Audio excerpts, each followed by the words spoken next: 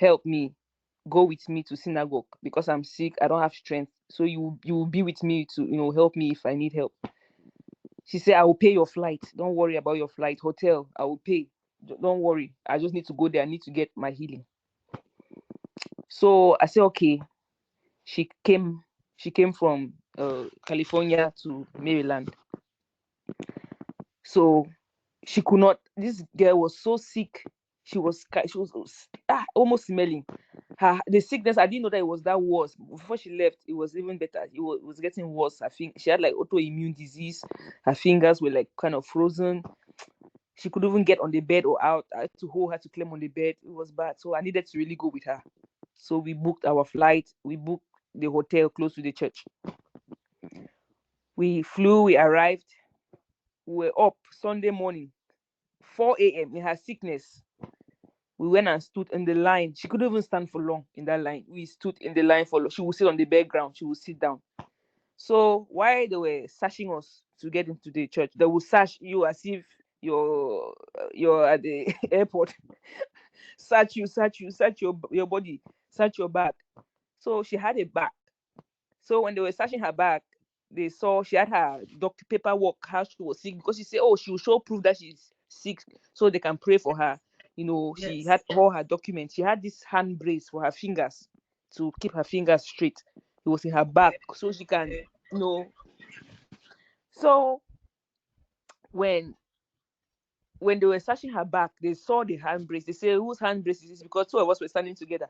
She said she was happily saying it's hers because she said, hey, this is when they would call me out. They say, madam, you cannot enter the church. She said, hey, stand, you cannot enter stand over there. They pull her out of the line to stand over there. So they say, okay, me too, I had my own, but my own was not anything physical. So I didn't tell them anything. So they allowed me to enter the church. So when they sat me down in the church, I was waiting for her. I was waiting. I couldn't see her. So I went and took a pass. I went out. I was looking for her. I went to where the boundary of the church is. That is where they have kicked her out of the boundary. She was not even in the church premises, the boundary, out of the boundary where the church starts, out. She was just sitting there. I said, what is going on? She said they told me that I cannot enter. They were not in the prayer line, so they cannot. They said we should just sit here and wait. They will come and attend to us later. There were many sick people. I saw people crutches. People were just sitting down on the bare ground, not even chair. They didn't even leave chair or benches. She was sitting on the bare ground because she couldn't even stand for long.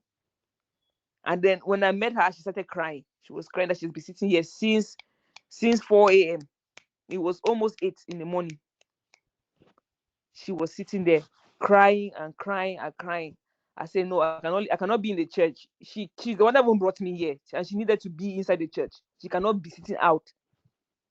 So I started looking for ushers or anybody out there, any worker to make a way for her for prayer line or something, because we're living